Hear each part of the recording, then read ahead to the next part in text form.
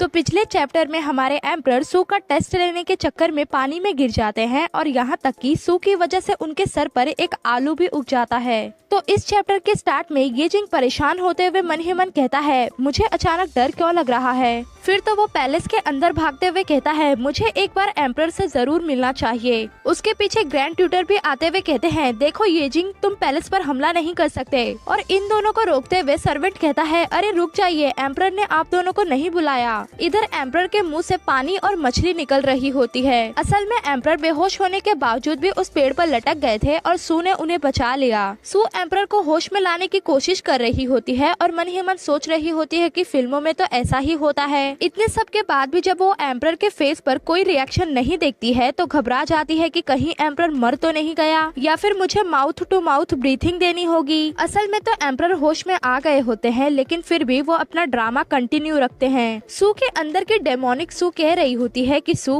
देखो उसका चेहरा, वो कितना हैंडसम है, तुम्हें उसे किस करने का मौका नहीं छोड़ना चाहिए। दूसरी ओर एंजल सू कह रही होती है कि नहीं सू, वो तुम्हारी फैमिली को बर्बाद करने के लिए पहले ही बहाना ढूंढ रहा है, तो तुम ऐसा कुछ भी मत करना और उससे बचो। लेकिन सू सोच रही होती है कि ऐसा न करने के पास हजार कारण है, लेकिन क्या होगा अगर एम्परर सचमुच मर जाए, इसीलिए मुझे ये करना ही होगा। मुझे अपने देश के लिए ये बलिदान देना ही होगा। एंजल सू कहती है, तुम बस उसके होठों का स्वाद चखना चाहती हो सू। और डेमन सू तो बोल रही होती है कि अरे वाह, तुम तो एकदम सही जा रही हो। उसके बाद तो सू एम्परर का मुंह खोल देती है और खुद गहरी सांस लेने लगती है। ठीक इसी समय पीछे से ये जिंग आते हुए कहता है, सू तुम ये क्या कर रही हो। ग्रैंड ट्यूटर भी चिल्लाते हुए कहते हैं, सू तुम्हारी ये हिम्मत कि तुम एम्परर को अपमानित करो। इन सब के बीच वो एक पत्थर से टकरा जाते हैं और ये जिंग को लेकर गिरने लगते हैं। ये सब देखकर सू फटाक से साइड हट जाती है एंड गेस व्हाट, ये जिंग और ग्रैंड ट्यूटर दोनों एक साथ ही एम्परर को किस कर लेते हैं। ये सब देखते हुए सू कहती है, शुक्र है भगवान का कि मैं सही समय पर रास्ते से हट गई। बेचारा एम्परर, उसकी तो आंखें ही खुल जाती हैं। ये जिंग और ग्रैंड ट्यूटर भी हैरान रह जाते हैं। इधर सू हंसते हुए कहती है, अरे वाह क्या देख लिया मैंने।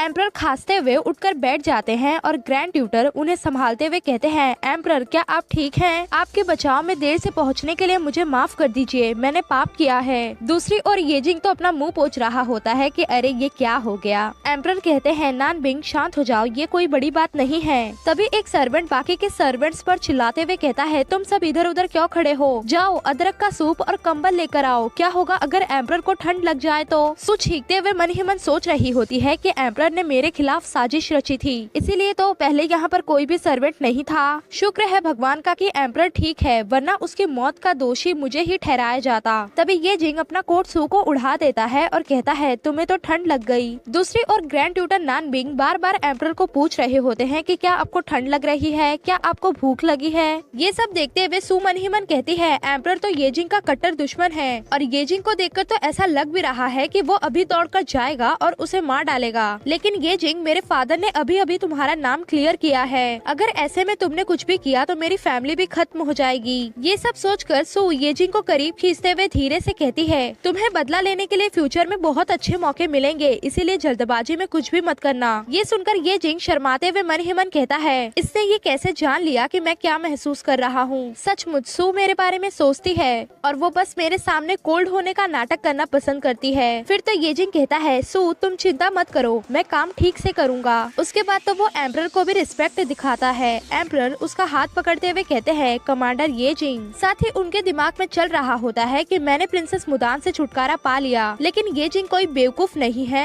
ये फैमिली सू फैमिली के साथ गठबंधन कर चुकी है, क्या उसे मुझ पर पहले से ही डाउट हो गया है? क्या ये जिंग सच में मेरे प्रति वफादार है? ये जिंग भी मन ही मन सोच रहा होता है कि मेरी पूरी पीढ़ी ने इतनी ईमानदारी से काम किया, लेकिन बस तुम्हारे डाउट की वजह से वे सभी खत्म हो गए। क्या ऐसा एम्परर मेरी वफादारी के लायक है? लेकिन ऊपर से एम्परर ओवर एक्टिंग करते हुए कहते हैं, ओ ये जिंग, ये समय तुम्हारे लिए बहुत मुश्किल रहा होगा। अपराधी प्रिंसेस मुदान को मैं सजा दे चुका हूँ। ये फैमिली की निरंतर वफादारी के लिए मैं तुम्हें थैंक यू बोलना चाहता हूँ। ये जिंग भी ओवर एक्टिंग करते हुए कहता है, ओ एम्परर, आपका शुक्रिया, आपने मुझे न्याय दिलाया, इसके लिए मैं अपनी पूरी लाइफ आपकी सेवा में समर्पित करता हूँ। ये सब देखते हुए सू कहती है, ओहो, मैं तो इतनी ज्यादा ओवर एक्टिंग देखकर बीमार होने जा रही हूँ। अचानक एम्परर कहते हैं, लेडी सू। सू तो घबरा जाती है कि फिर से इसका ध्यान मुझ पर क्यों आ गया। एम्परर कंटिन्यू करते हुए कहते हैं, लेडी सू, आपने मुझे बचाने में इतनी मेहनत की, इसके लिए मैं तुम्हें 3rd रैंक की लर्निंग पार्टनर बनाता हूँ। प्रिंसेस को पढ़ाने वाले ट्यूटर्स को तुम सपोर्ट कर सकती हो। सू तो चौंक जाती है कि क्या मैं? फिर तो उसे गुस्सा आने लगता है और एम्परर के हंसते हुए चेहरे को देखकर वो मन ही मन कहती है, पहले तो तुम मुझे बौद्ध धर्म की भिक्षा मांगने वाली बनाना चाहते थे, लेकिन अब सीधा पैलेस में कैद करना चाहते हो। मुझे पता है तुम मेरा इस्तेमाल करके मेरे फादर का फायदा उठाना चाहते हो, लेकिन मैं ऐसा नहीं होने दूंगी। सू के दिमाग में एक आइडिया आता है और वो हंसते हुए कहती है, मेरे पास एक तरकीब है। इतनी सारी प्रिंसेस के साथ अगर मैं इकलौती सीखने वाली रहूंगी तो ये काम नहीं करेगा। तो क्यों ना आप बाकी के मिनिस्टर्स की भी बेटियों को यहाँ पर बुलवा लें, ताकि हम सभी प्रिंसेस के साथ सीख पाएं। साथ ही सू के दिमाग में चल रहा होता है कि अगर मैं तुम्हारे इस रिवॉर्ड को ना नहीं बोल सकती तो मैं सारी अच्छी फैमिलीज को इसमें घसीटूंगी और फिर देखूंगी कि तुम मेरे साथ क्या कर सकते हो। एम्परर भी मन ही मन सोच रहा होता है कि इसका मतलब सू बेवकूफ नहीं है, उसने बस हमेशा से बेवकूफ बनने का नाटक किया। अब तो सू को पैलेस में बंद करना ही होगा। इससे तो प्राइम मिनिस्टर पर बस रोक ही नहीं लगेगी, बल्कि वो विकलांग हो जाएगा। उसके बाद तो एम्परर ऑर्डर देते हुए कहते हैं, प्राइम मिनिस्टर की बेटी लेडी सू इंटीरियर पैलेस में 3rd रैंक की लर्निंग पार्टनर होंगी। 3 दिनों के बाद ड्यूटी के लिए रिपोर्ट करें। ये सुनकर तो सू परेशान हो जाती है कि क्या मैं एक नई नौकरी के साथ पैलेस में एंटर कर रही हूँ, ये मेरे लिए आशीर्वाद है या श्राप। फिर हमारा सीन शिफ्ट होता है अगले दिन। सू ढेर सारी किताबें लेकर बैठी होती है और कहती है, एम्परर के इरादे बिल्कुल भी अच्छे नहीं है, मुझे क्लासिक और मेडिसिन दोनों के बारे में सीखना होगा। साथ ही अपने सेल्फ डिफेंस के लिए कुछ तकनीकें भी सीखने की जरूरत है। सू तो पूरा पढ़ने के मूड में होती है, लेकिन 15 मिनट बाद बिन जल मछली की तरह तड़पते हुए कहती है, ओ मुझे कुछ भी समझ नहीं आ रहा। आज से 2 दिन के बाद मुझे पैलेस में ही रहना होगा, प्लीज किसी को मेरी मदद के लिए भेज दो। ठीक उसी समय लियो आते हुए कहता है, सू चलो कुछ मजा करने चले। लेकिन सू तो लियो का पैर ही पकड़ लेती है और रोते हुए कहती है, ओ लियो प्लीज मुझे बचा लो, मुझे क्लासिक व्लासिक कुछ भी समझ में नहीं आ रहा। लियो भी थपथपाते हुए कहता है, चिंता मत करो सू, मैं तुम्हारी मदद करूंगा। तभी वहाँ पर येजिंग आ जाता है और उसके इस न्यू लुक को देखकर तो सू का भी दिल जोरों से धड़कने लगता है। लेकिन फिर वो खुद को काबू करते हुए कहती है, येजिंग क्या तुम फादर से मिलने के लिए आए हो? साथ ही उसके दिमाग में होता है कि जरूर येजिंग शादी के बारे में बात करने आया होगा। लेकिन फिर वो खुद ही घबरा जाती है कि मैं इस बारे में क्यों सोच रही हूँ, क्या मैं उसका वेट कर रही थी? अरे नहीं, लगता है कि मेरे साथ कुछ गड़बड़ है। येजिंग कहता है, हाँ सू, मैं कुछ मुद्दों पर तुम्हारे फादर के साथ डिस्कस करने के लिए आया था, लेकिन रास्ते में मैं तुमसे मिलने आ गया। वो दोनों ही एक दूसरे को देख रहे होते हैं कि बीच में लियो आते हुए कहता है, सू चलो मैं तुम्हारी पढ़ाई में मदद करता हूँ। साथ ही लियो मन ही मन सोच रहा होता है कि क्या मैंने पहले ही हार नहीं मान ली थी? जब भी मैं इन दोनों को साथ देखता हूँ तो मेरा दिल दुखता है। थोड़ी देर में ये 3 नमूने भी आ जाते हैं और ग्रैंड ट्यूटर सू को बताने लगते हैं कि वो एम्परर के बिहाफ पर रिवॉर्ड देने और टेस्ट लेने के लिए आए हैं। सेक्ट ब्रदर जी कहता है कि मैं तुम्हें एंशिएंट